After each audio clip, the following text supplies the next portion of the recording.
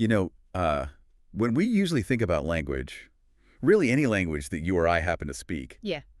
we tend to treat it like a tool in a toolbox. Right, like a wrench or something. Yeah, exactly. A wrench, a hammer. Yeah.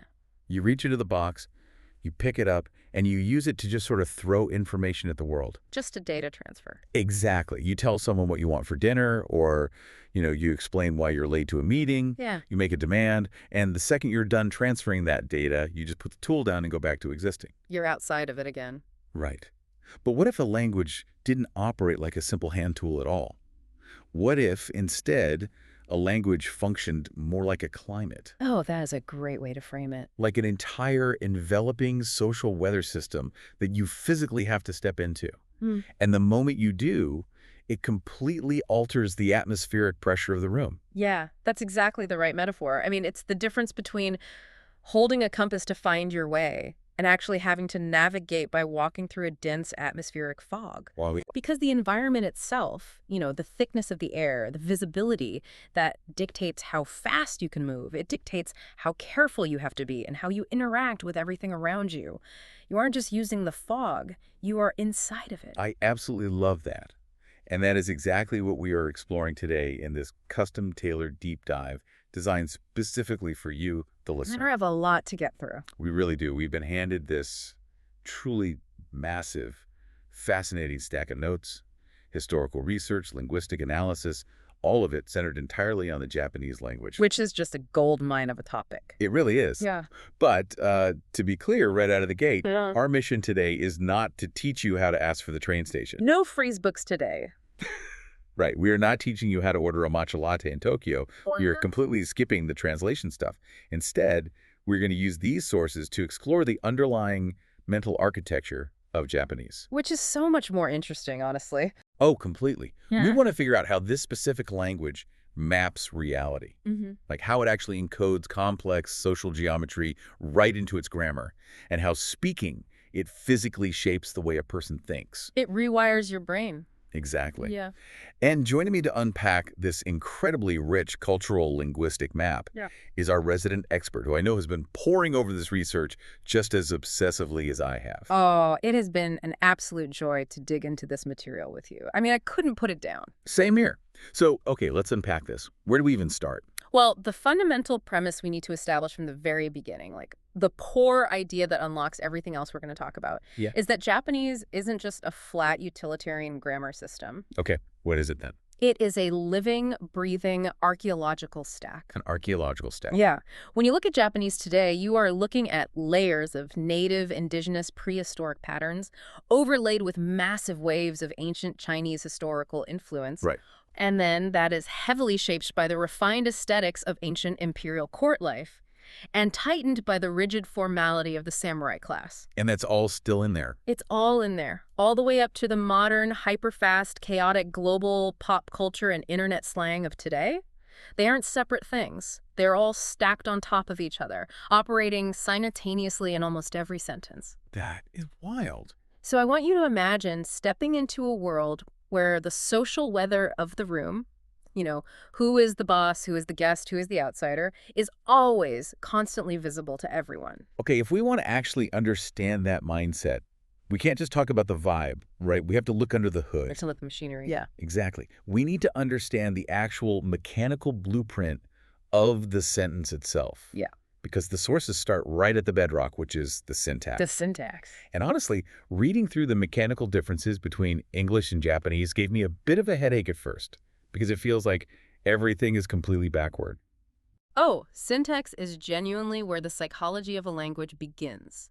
And structurally, Japanese differs from English at almost every major hinge you can possibly think of. Give me the biggest one, the foundational one. The most foundational difference, the one that sets the entire rhythm of the culture, is that Japanese is a subject-object-verb language. Okay, an SOV language. Right, SOV. The verb, the action, the main event, comes at the very end of the sentence. Right, so let's contrast that immediately for the listener. Because in English, we are an SVO language. Subject, verb, object. We usually throw the verb right into the middle of the action, like, I read the book. Very direct. Exactly. To me, an English sentence feels like throwing a dart. You have the thrower, which is the subject I. You have the action of throwing, the verb read. And you have The target that gets hit by the action, the object, the book. Bam, I read the book. And you, as the listener, know exactly what happened almost immediately. The action is front and center. Right. But the Japanese logic, if we translate it literally word for word, is I, the book, read. Or, actually, the research notes that Japanese loves to drop the subject entirely if we already know who we're talking about. So from context, it's often just I book read. Just book read, yeah. And that seemingly small shift completely changes the cognitive rhythm of a conversation. How so? Well, before we get to the psychological impact of that, we have to add the second vital piece of this mechanical blueprint. The sources emphasize that Japanese is an agglutinative language. Right, agglutinative, Okay. which is a very heavy linguistic term. It sounds intimidating, but the mechanism is actually quite elegant. It means that instead of using a rigid word order and relying on lots of separate, tiny helper words floating around like English does. Like words such as will or would or not. Exactly. Japanese doesn't do that. Instead, it tends to glue orderly endings and particles directly onto the stems of words. Literally gluing them on. Yes, you just keep stacking suffixes onto a base verb to express the tense, the mood, whether it's negative, how polite you're being. Whether someone caused the action. Right, or whether someone suffered from the action. You just glue it on. I really struggled to picture this until I looked up an actual example in the notes, and then my mind was just blown. So let's make this concrete for the listener. Please do. In English, if I want to say, I didn't want to be made to eat, that is 8 separate words. I didn't want to be made to eat. A lot of little pieces. Right. We construct the meaning by lining up a bunch of individual cars to make a train. But in Japanese, the base verb for eat is taberu. Mm-hmm. If you want to say want to eat, you glue on a piece. Tabetai. Yep. If you want to say made to eat, you glue on a different piece. Tabasasaru. Exactly. If you want to say the whole thing didn't want to be made to eat, you just keep gluing those conceptual blocks onto the exact same word until you get this massive single phonetic train. Tabasasarada takanakata. Spot on. It's all one word. It's literally like linguistic Lego. That is a perfect demonstration. You are just snapping specialized blocks onto the back of the verb. And because of that Lego-like structure, Japanese doesn't need to be as obsessed with strict word order or assigning agency right away. Which English is utterly obsessed with. Oh, completely obsessed. Who did what? The English legal system, our philosophy, our entire way of arguing, it's all based on identifying the actor immediately. Right. But the research points out that Japanese operates on what is called a topic comment logic. Okay, explain that. Because when I read topic comment, I thought, well, doesn't every language have a topic? Yes, but it's about what the language actually foregrounds. Instead of demanding to know the primary actor, the subject Japanese asks a slightly different, more holistic question of the universe. Which is? It asks, as for this specific thing or situation, what can be said about it? It elevates relevance over raw agency. That's fascinating. The classic linguistic example is the sentence about an elephant. Oh, I saw this in the notes.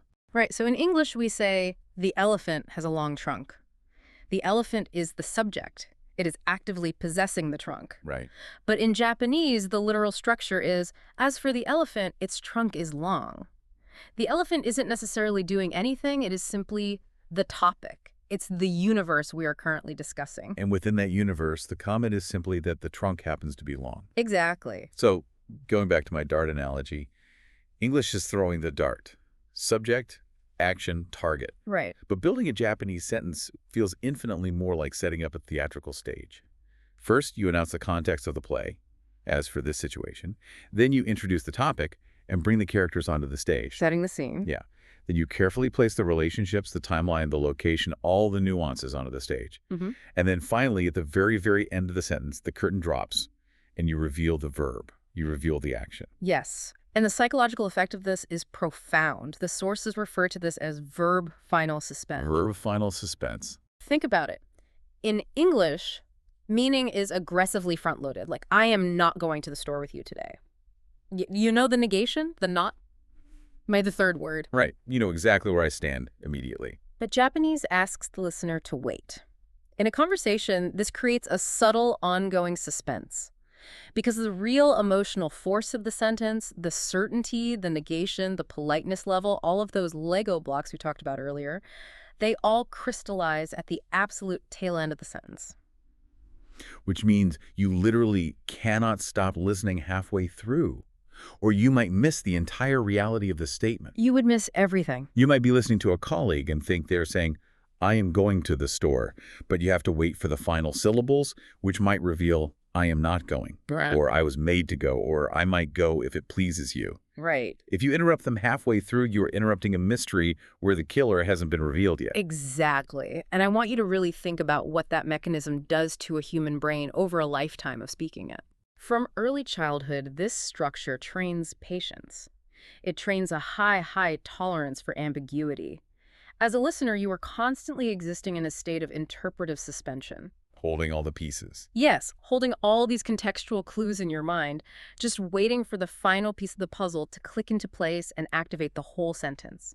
It fundamentally wires the brain to pay deep attention to the developing context rather than rushing to a conclusion. Wait, if the language trains you to be so deeply attuned to context that actually explains the next major point in the notes? Omission. Ah, yes, omission. The sources highlight that Japanese routinely drop subjects, objects, pronouns, and sometimes entire clauses if the context makes them clear. To an English speaker, if someone just walks up to you and says, read, instead of, did you read the book? Yeah. It sounds like they're just trailing off. Or being lazy, right? Or speaking broken English. Yeah, exactly. But it isn't sloppiness. This is a critical paradigm shift. In Japanese, omission is an act of elegant cooperation. Elegant cooperation, I like that. It reflects a language that is fundamentally built on the assumption of a shared situation. When a Japanese speaker omits the subject, when they just look at the book in your hand and say, read, they are implicitly saying, I know that you know what we are talking about. We are in the same context. Exactly. I respect our shared awareness enough not to bore you with unnecessary words. It makes the act of conversation highly collaborative. A tiny, fragmented sentence can carry an entire social world within it, provided both people are paying attention to the same reality. Okay, let's tie this directly back to the listener.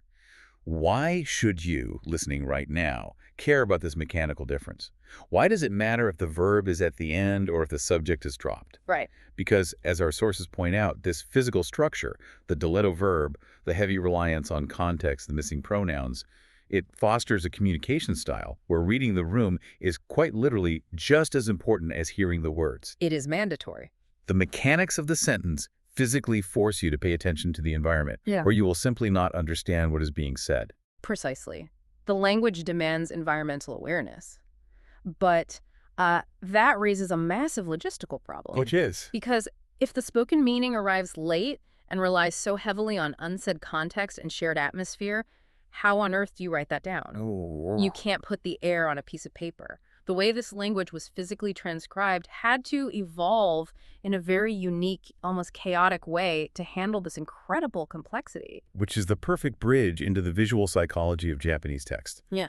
Our sources describe the Japanese writing system as a city of three eras. Yes, the three eras. But before we get to what it looks like on the page today, we have to look at the history because it's wild. Where did this even come from? Well, the origins are fascinating. Right, because Japanese belongs to the Japonic language family. Interestingly, the notes make a very clear point to clarify that it is entirely unrelated to the Ainu language, which is spoken by the indigenous Ainu people of northern Japan. Right, totally separate. The deeper ancestry of Japonic is still heavily debated by scholars, but a major view links early Japonic to the Yayoi period. That's roughly 300 BC, which is when wet rice agriculture, metallurgy, and new waves of migrants from the Korean peninsula were fundamentally reshaping the archipelago. And that wet rice agriculture is key. Why is that? Because it requires intense communal cooperation. You can't flood a rice paddy by yourself. That necessity plants the early seeds for the social harmony we'll discuss later. Makes sense. But regarding the written language, here is a massive historical mismatch that defines written Japanese to this day. For a very long time, early Japanese existed exclusively as a spoken language. They had no writing. None. It had no native writing system. Yeah. Then, roughly in the 6th and 7th centuries, Japan began importing Chinese characters, largely through Buddhist texts and diplomatic contact. Right, because China was the massive cultural superpower next door. Exactly. Along with the immense prestige of classical Chinese civilization, they finally gained a script. But there was a catastrophic structural problem. Oh, boy. It was a script that was absolutely fundamentally not designed for Japanese grammar. Let me make sure I'm wrapping my head around this. Because Chinese is an isolating language. Right. It doesn't have all those Lego block agglutinative endings we just talked about. Right, it doesn't glue things together like that. So Japan taking the Chinese writing system to write Japanese, it's like trying to write English using Egyptian hieroglyphs. That's a great analogy. The underlying machinery of the two languages didn't match at all. You have all these native Japanese sounds and complex verb endings, and you're trying to shove them into rigid, square Chinese picture characters. That is exactly the dilemma. And what's fascinating here is that this immense mismatch became one of the greatest engines of cultural creativity in Japanese history. They had to invent a workaround. How do they do it? Well, early 8th century works, like the great historical and mythological chronicles, the Kojiki in 712 and the Nihon Shoki in 720, show the Japanese desperately trying to write their native language using Chinese-based methods. This has been messy. It was. Sometimes they use the Chinese character for its meaning. But for those complex Japanese verb endings, they started using Chinese characters purely for their phonetic sound, completely ignoring what the character actually meant. That sounds incredibly confusing. Imagine writing the English word belief by drawing a picture of a bee and a picture of a leaf. Yes. You're just using the sound of the pictures, stripping away their meaning. Doing that for an entire national history sounds exhausting. It was exhausting, which is why over centuries, that incredibly awkward workaround evolved and streamlined into the 3-layered script we see in modern Japan. The City of Three Eras. Exactly. They took those complex phonetic Chinese characters, simplified them into quick shorthand strokes, and created an entirely new system. So today, you have 3 distinct scripts operating simultaneously. Okay, break them down for us. First, you have kanji. These are the dense, complex Chinese origin characters that carry heavy semantic meaning. They are the roots of the nouns and the base of the verbs. Got it. The picture meanings. Right. Second, you have hiragana. This was born later, heavily developed by women in the refined Heian court around the 10th century. It's a flowing, cursive, native syllabary used purely for sound. It handles all that grammatical flow, the particles, and those Lego block verb endings. Okay, so that solves the Chinese mismatch problem. Precisely. And finally, you have katakana, another syllabary with sharp angular strokes, used today mostly for foreign loan words, emphasis, and technical terms. So unlike the English alphabet, which simply shows you the phonetic sound of a word and nothing else, the Japanese script is visually layered. Deeply layered. It is deeply sedimented with history. When you read a modern Japanese sentence, you are constantly and simultaneously moving between semantic recognition with the kanji, phonetic decoding with the hiragana, and catching foreign or emphatic terms with the katakana. That's exactly what's happening in your brain. But I have to push back on this. Sure. When I first read about this 3-script system in the notes, my immediate reaction was, doesn't that make reading a nightmare? It sounds like it, right? It sounds like driving a car where you have to manually operate the spark plugs. You're constantly shifting gears in your brain between recognizing a picture meaning, sounding out a native syllable, and then catching an imported foreign word. Why not just pick one alphabet and stick to it? It sounds like a nightmare if you are approaching it entirely with an English-speaking, alphabet-centric mental framework. But the sources provide a beautiful way to reframe this, and it actually makes it incredibly efficient once you are inside the system. Okay, sell me on it. It isn't exhausting, it's architectural. Think about how we read in English. We scan linear strings of letters, and our brain groups them into words. It's a flat line of code. Right. But because Japanese has no spaces between words... Wait, no spaces? No spaces. If it were all written in just one phonetic script, it would be an unreadable sea of syllables. You wouldn't know where one word ended and the next began. I didn't think about the lack of spaces. So the different scripts actually act as visual boundaries. Precisely. Let's make this functional. Imagine reading kanji is like recognizing a bright red stop sign on the road.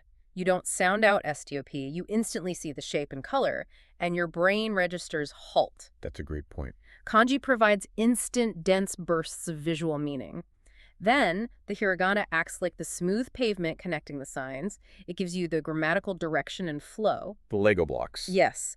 And the katakana acts like a flashing yellow hazard light telling you, hey, this is a foreign word or a sound effect. Your brain isn't manually shifting gears, it's absorbing a 3-dimensional visual landscape. That fundamentally changes how I picture it. It brings us back to that analogy from the sources. Reading Japanese is like walking down the street and seeing a dense, ancient, complex stone temple. That's the kanji. Right. Right next to it, seamlessly connected, is a flowing, elegant, traditional wooden house with sliding doors. That's the hiragana. And right next to that is a bright, flashing neon sign. That's the katakana. They are all stacked together on the exact same page in the exact same sentence. A literal city of three eras. And that visual layering perfectly mirrors how the spoken language operates.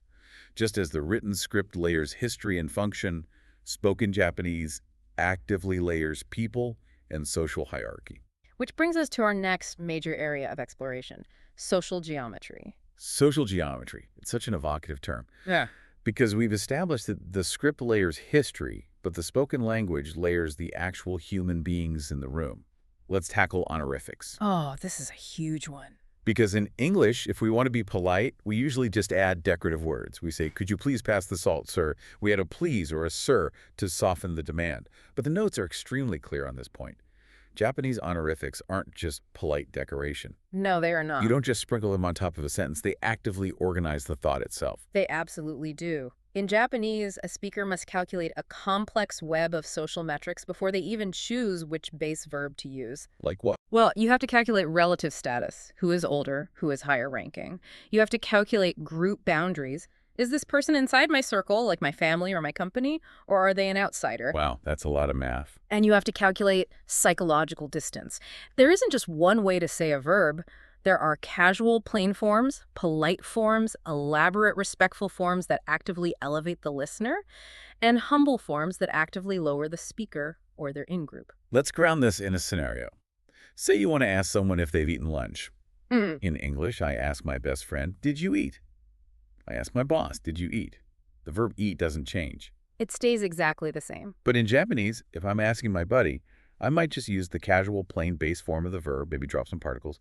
But if I'm asking the CEO of my company, I can't just use the base verb and add please. No, that would be completely wrong. I have to use an entirely different, specialized honorific verb that literally elevates the boss's act of eating to a higher plane existence. The verb itself changes its physical shape to bow to the boss. That is exactly what happens. The grammar itself is bowing. So before you even open your mouth, you have to run a background calculation. Who am I relative to this person? Where are we? Who else is listening? That's intense. The language forces you to map the social geometry of the room. You cannot just speak purely objective facts. Every sentence is a statement of relationship. And this necessity to constantly map the room brings us to one of the most famous and perhaps most misunderstood cultural concepts in Japan, koki wo yomo, Yes. which translates literally to reading the air.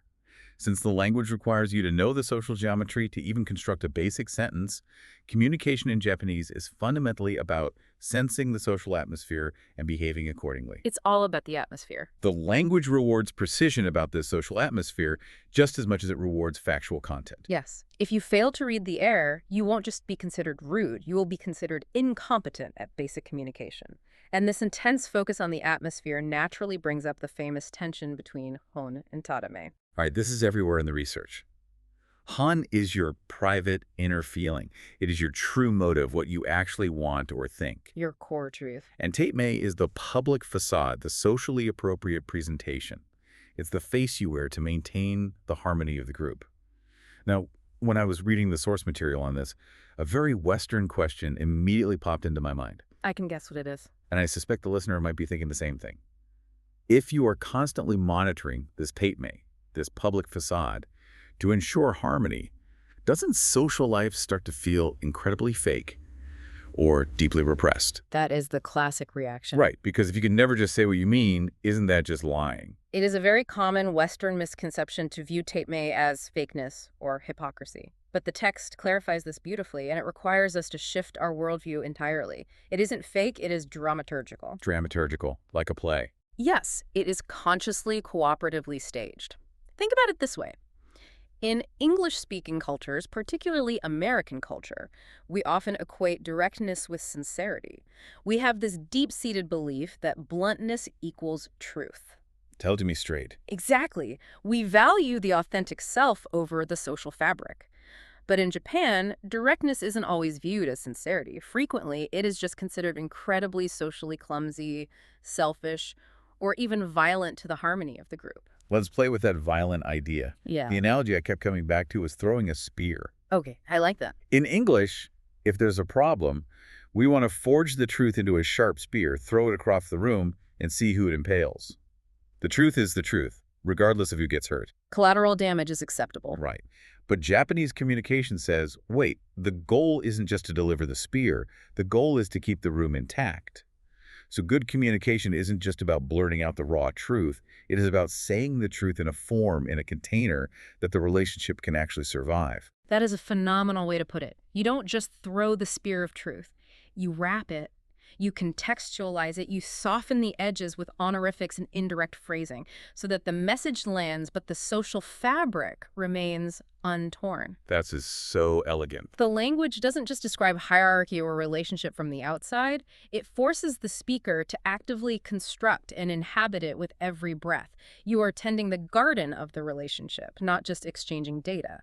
But if you are constantly having to calculate this atmosphere, and reading the air is literally a survival skill, I have to imagine that fundamentally changes the actual vocabulary of the culture. Oh, without a doubt. Like in English, we have a massive lexicon for types of movement or action. Yeah. We can strut, saunter, sprint, dash, jog, because we're obsessed with the verb. But if Japanese is obsessed with the atmosphere, do they just have a richer toolkit for describing vibes? They absolutely do. Because Japanese relies so heavily on reading the room, the language has developed an incredibly precise, high-definition vocabulary for feelings, aesthetics, social boundaries, and atmospheres.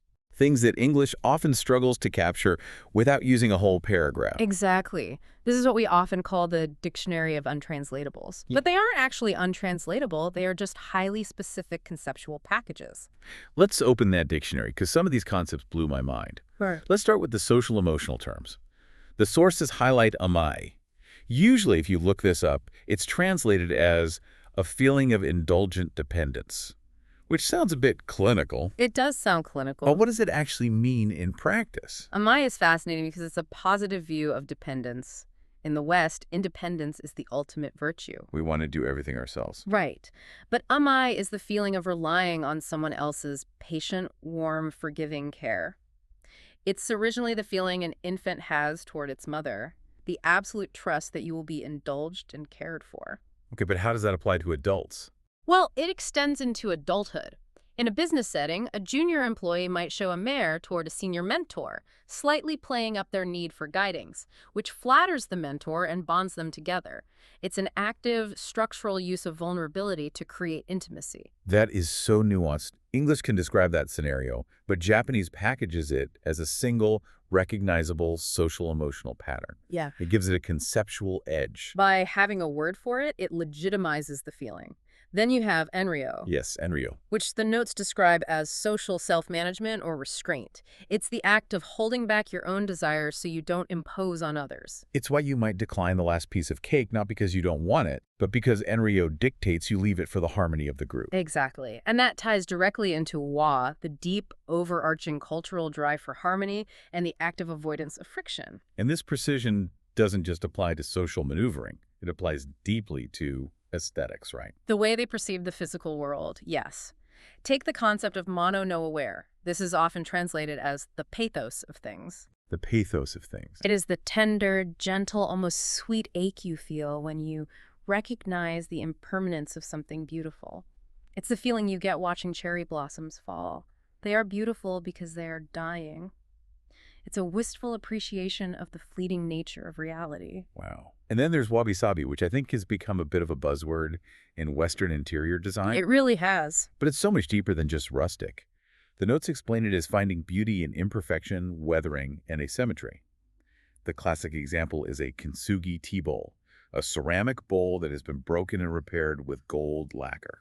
The flaw isn't hidden. Exactly. The flaw is the history, and the history is what makes it beautiful. It's an anti-perfectionist aesthetic. And then there is komorebi. Oh, komorebi is beautiful. Which is the very specific visual image of sunlight filtering through the leaves of trees. Just that specific lighting effect has its own word. What is vital to understand here, and the notes make a great point about this with komorebi, is that these aren't some mystical, magical words imbued with ancient sorcery. They simply show a cultural habit of naming atmospheres very, very finely. By giving sunlight through leaves a specific noun, you elevate it from a random occurrence to a distinct, observable phenomenon that can be shared and appreciated. Here's where it gets really interesting for me. My absolute favorite part of this entire vocabulary section is how this hyperspecificity relates to food. Oh, yes. Because if a culture pays this much attention to texture, impermanence, and atmosphere, it is absolutely going to show up on the dinner table. Oh, without question. Food vocabulary is a direct window into historical and cultural priorities. The text points out the profound civilizational importance of rice in Japan. Right. In English, we just say rice, uncooked. Rice. Cooked. Rice. In the field, rice. It's just rice. But the Japanese language distinguishes the exact state of the grain. Ine is the rice plant actively growing in the flooded, wet field. Yeah. Kome is the raw, harvested, uncooked grain you buy in a bag. And gohan, or meshi, is the cooked, steaming rice ready to eat. And crucially, gohan is also used to mean the meal itself, isn't it? Yes. Breakfast is asa gohan, morning rice. Dinner is bongohan, evening rice. This isn't just a large dictionary. It is a map showing that rice is the literal and figurative center of daily life. But moving beyond just the rice itself, the vocabulary for the experience of eating, the texture, is wild. The research highlights that Japanese has a massive inventory of sound symbolic words. Linguists call them ideophones or onomatopoeia, and they use them for hypergranular textures. The texture words are so fun. I realized while reading this that English food words are often frustratingly binary. Something is good or bad, it's crunchy or it's soft. But the Japanese vocabulary for mouthfeel operates like a high-definition 4K television. That 4K TV analogy is spot on. You aren't just saying a bowl of noodles is tasty. You are using specific, rhythmic, repeating sound symbolic words to describe the exact physics of the food in your mouth. Give me some examples. Okay, is the bread mochi mochi? That means it's springy, doughy, and delightfully chewy. Is the cracker pari pari? That's a sharp, thin, crackling crispness. Are the noodles suru suru? That means they are slick, smooth, and slide down your throat effortlessly. Is the meat horo horo? It's meltingly tender, falling apart off the bone. Man, I'm getting hungry. Right. And research notes that Japanese speakers use these ideophones constantly in everyday conversation to describe taste and texture. So sensation enters the speech in a very quick, bodily, tactile way. Yeah. When you hear the word pari pari, your mouth almost remembers the feeling of the crunch. It bypasses the intellectual brain and hits the sensory brain directly. Exactly. And again, these aren't just flowery, poetic terms reserved for food critics. Because these words exist in everyday, casual language, they make these tiny sensory experiences more discussable and therefore more thinkable. The language gives the culture a high-resolution tool to perceive the physical world. And this brings us to a fascinating turning point in the research.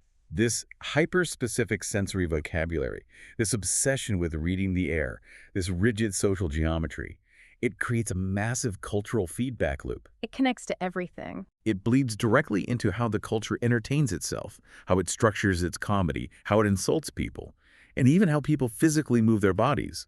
Let's look at the actual sound, the music and rhythm of the language first. Because spoken Japanese sounds fundamentally different from English. It does, and the mechanics of the sound dictate the art forms. English is what linguists call a stress-timed language. It has heavy consonant clusters and bounces along on dramatic stress peaks. So it's very up and down. Right. Think of a Shakespearean sonnet or a rap verse. It has a jazz-like, unpredictable elasticity to its syllables. We stretch some words out and swallow others. But Japanese operates on an entirely different system. It uses mora-based timing. Mora-based. What is a mora? A mora is a rhythmic unit, similar to a syllable but strictly timed. This gives spoken Japanese a very measured, even, stepping rhythm. It is often described as sounding bead-like or like a metronome. Every sound gets the exact same amount of time. Let's demonstrate that. Take the word for octopus dumplings, takoyaki. In English, we'd probably emphasize a syllable, like takoyaki. Right, with a big peak on yay. But in Japanese, it's 4 perfectly even beats. Mm-hmm. Takoyaki, 1, 2, 3, 4. Exactly.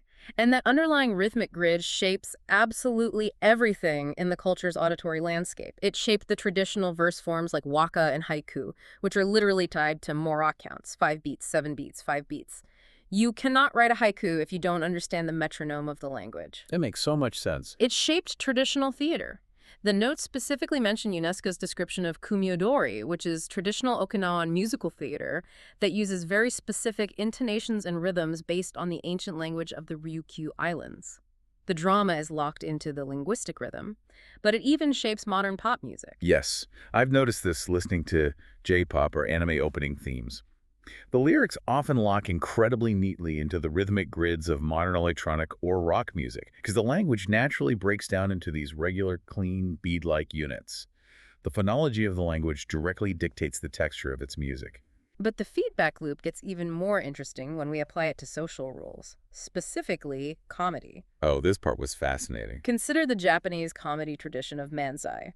This is usually a fast-paced stand-up routine featuring a duo, a straight man, the tsukomi, and a funny man, the book. Classic dual dynamic. Right. Manzai thrives on timing, but crucially, it thrives on register shifts. This goes right back to the honorifics we discussed earlier.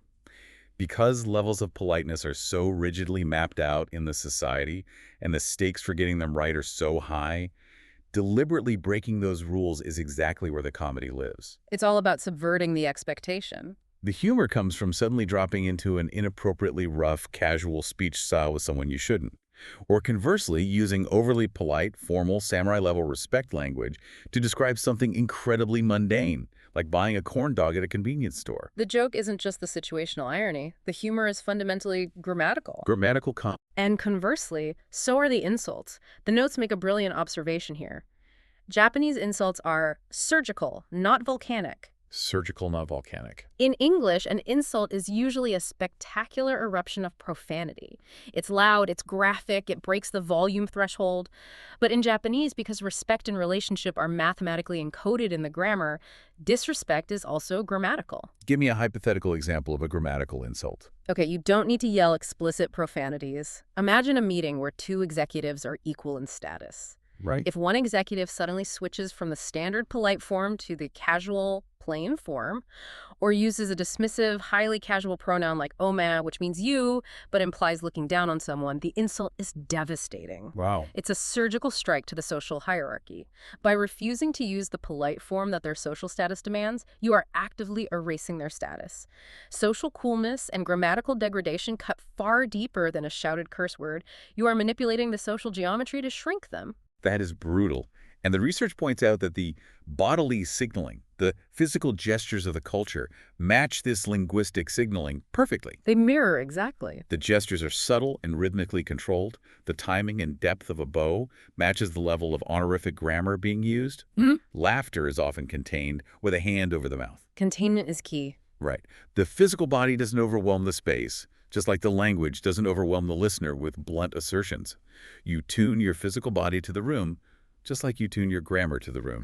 It is a perfectly integrated, closed-loop system of behavior, sound, and grammar. But if we step back, we have to ask a macro question. How did this elegant, highly tuned system actually spread? And who gets to decide what the correct version of this system actually is? That brings us to the fascinating landscape of dialects, geography, and the modern pop culture ecosystem. Exactly. Because we've been talking about Japanese as if it's a monolith, but it isn't spoken in a vacuum. There are over 125 million speakers, overwhelmingly centered in one mountainous island nation-state. And geography is destiny when it comes to language. Historically, Japan's incredibly mountainous terrain and its history of isolated feudal domains meant that travel was difficult, and dialects diverged wildly over the centuries. A farmer in the north could not understand a merchant in the south. Wow, so true isolation. Yes. You have the standard eastern varieties centered around Tokyo. You have the western varieties, most famously the Kansai or Osaka dialects. And way down south, you have the Ryukyuan languages in Okinawa, which are actually distinct languages within the Japonic family, not just dialects. And what I found fascinating is that these dialects carry huge ingrained social coding. The standard Tokyo dialect is the prestige language. Right, it's the official voice. It's the language of national news anchors, of education, of formal government. It's perceived as crisp, polite, and slightly cold. But the Kansai dialect, the Osaka speech, has an entirely different vibe. Completely different. It is culturally perceived as warm, lively, commercially savvy, and funny. It is the language of merchants and the language of comedy. Most of those manzai comedians we just talked about perform in the Kansai dialect because it inherently sounds more relatable and punchy. But standardizing a language, deciding which dialect becomes the official one, is never just an innocent communication exercise. It is an exercise in political power. Always. And during the Meiji era in the late 19th century, Japan rapidly modernized. They were desperate to build a centralized nation-state to defend against Western imperialism. To unify the country, the government aggressively pushed a standard Tokyo-based language through the new national school system and mass media. Right. The standard language Ilojungo brought incredible efficiency and mutual intelligibility to the country, but the cost was the severe marginalization of local, regional speech forms, which were often punished in schools. And the sources also provide a brief, impartial mention of the broader imperial legacy of this standardization. During the era of the Japanese Empire in the early 20th century, this standardized language was imposed or heavily promoted in colonized regions like Korea and Taiwan. Yes, that's a historical fact. It functioned as an instrument of assimilation, leaving behind a very complex and in many places painful linguistic legacy that still echoes today. Language policy is, at its core, cultural power. Exactly. The spread of language historically relied on state power. But in the post-war era, and especially in the 21st century, the nature of that power shifted dramatically. How so? Today, the Japanese language spreads globally not through state coercion, but through fascination. It spreads through unparalleled soft power. Oh, we're talking about the pop culture ecosystem. Yes. Anime, manga, video games, internet slang, VTubers. This is where the language proves that it isn't frozen in some ancient, elegant hind court tradition. It is incredibly chaotic, it is mimetic, and it is constantly evolving at light speed. And what's truly incredible from a linguistic standpoint is how this pop culture globalizes microscopic fragments of the Japanese language. Millions of people around the world who have never formally studied a day of Japanese grammar instinctively know specific character archetypes, speech levels, sentence final particles, and exaggerated sound effects. Just entirely through osmosis from watching anime or playing video games. Right. They know that a character ending their sentences in degosaru is a samurai. They recognize the sound of an arrogant villain's pronoun. And they know the loanwords. Modern Japanese is packed to the brim with English loanwords, which are called gairago. Yes, they are everywhere. But they don't just speak English words in the middle of a sentence. They force them into the katakana script and adapt them to that strict bead-like Moore rhythm we discussed. So personal computer becomes pasokan. Right. Sexual harassment becomes sekohara. Smartphone becomes sumaho. It's brilliant. The notes make a crucial observation here. Purists sometimes view these loanwords as a sign of linguistic weakness, a corruption of the native tongue. But structurally, they are the exact opposite. How so? They are imported tools that have been violently refitted for a Japanese workshop.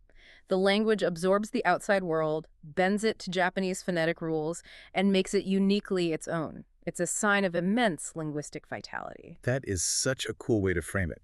Now, if we connect this to the bigger picture, especially regarding the region's history, we have to talk about Japan's closest neighbor. Ah, yes. Because anyone looking at East Asia languages, or even just looking at a map, will inevitably notice what the sources call the sibling illusion between Japanese and Korean. Yes, the sibling illusion. The source material spends a significant amount of time exploring this comparison because Korean shares an uncanny, almost eerie amount of structural DNA with Japanese. Which is wild because, from a strict linguistic classification standpoint, they are generally considered to belong to completely different language families. Japanese is Japonic, Korean is Koreanic.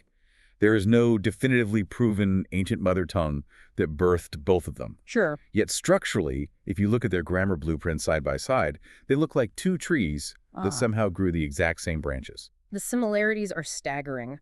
Both are heavily verb-final SOV languages. The verb drops at the end, creating that same suspense. Right. Both are highly agglutinative, relying heavily on particles and postpositions glued onto words to mark grammatical roles. Both allow for massive omission of context and pronouns. And crucially, both have incredibly robust, complex honorific systems that force the speaker to calculate social hierarchy. Yes. So they grew up in the same regional climate. They were both heavily influenced by proximity to Chinese civilization.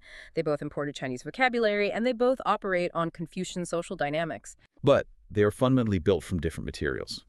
Let's look at the differences, because that's where the illusion breaks down, starting with the script and the sound. The visual difference on the page is stark and immediate. Like we said, Japanese is a city of three eras, a visually layered archaeological stack of kanji, hiragana, and katakana. It's messy and historic. Right. Korean, on the other hand, is written using Hangul. Hangul. Hangul is a brilliant, intentionally engineered alphabetic script created in the 15th century by King Sejong. It is visually unified, logically structured, and completely phonetic. It doesn't have that archaeological sediment on the page. It looks clean, modern, and architecturally consistent. Exactly. And phonetically, when you hear them spoken aloud, they feel entirely different. Japanese has that smooth, bead-like metronomic mora timing. Whereas Korean sounds crisper, denser, more percussive. It has more complex consonant clusters and a different rhythmic bounce. But the most fascinating difference, and the one the sources really drill down on, is in how they handle their shared obsession with honorifics and social hierarchy. Both languages force you to calculate your relationship to the listener, but the texture of how they execute that calculation is different. Very different. Japanese maneuvers through this hierarchy via subtle atmospheric tuning. It uses mist, indirectness, and omission.